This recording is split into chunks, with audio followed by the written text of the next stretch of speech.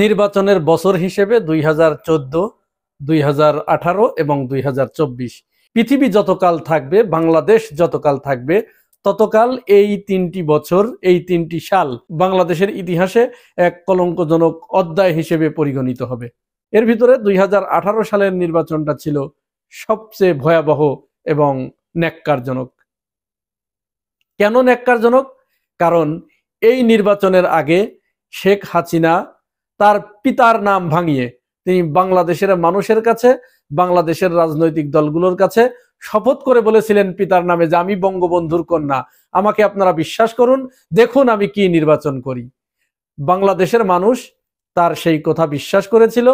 তার পিতার নামে ভুয়া শপথ করে দেয়া অঙ্গীকারের উপরে বাংলাদেশের রাজনৈতিক দলগুলো বিশ্বাস স্থাপন করে যখন 2018 সালের নির্বাচনে অংশগ্রহণ করলেন, তখন তিনি এই নির্বাচনে যে কাজটি, যে কারচুপিটি করেছেন, এটি পৃথিবীর ইতিহাসে বিরল।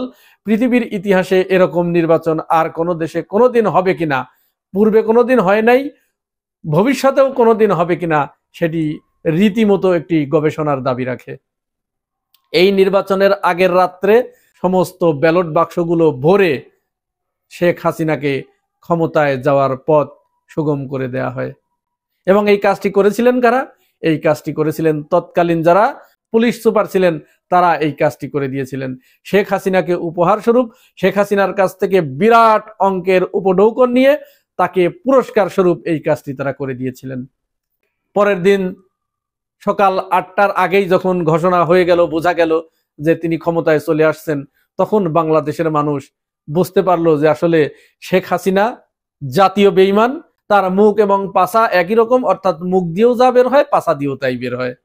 তো এই যে অপকর্ম, এই অপকর্মের তো একটা বিচার করতে হবে।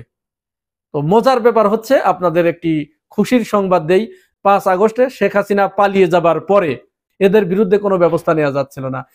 বাংলাদেশের মানুষের প্রাণের দাবি ছিল এদের উচিত শাস্তি দিতে হবে।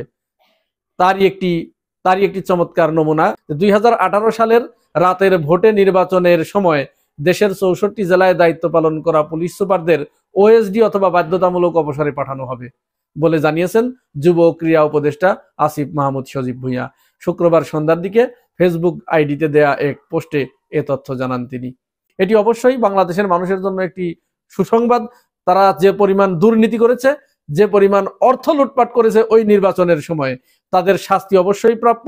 5 আগস্টের পরে তারা সচিবালয়ে মহাসমাবেশ ডেকে এবং একটি বিপ্লবী সরকারের বিরুদ্ধে অনাস্থা প্রকাশ করে তারা তাদের ঔদ্ধত্যের চরম সীমা প্রকাশ করেছে। সরকারও এদের বিরুদ্ধে কোনো কিছু করতে চাচ্ছিল না, কোনো ব্যবস্থা নিতে যাচ্ছিল না। বাংলাদেশের মানুষ ভিতরে ভিতরে ফুঁসে উঠছিল। এক পর্যায়ে যখন ধানমন্ডিতে 32 নাম্বার গুড়িয়ে দেয়া হলো, তারপরে সরকারের টনক নড়লো।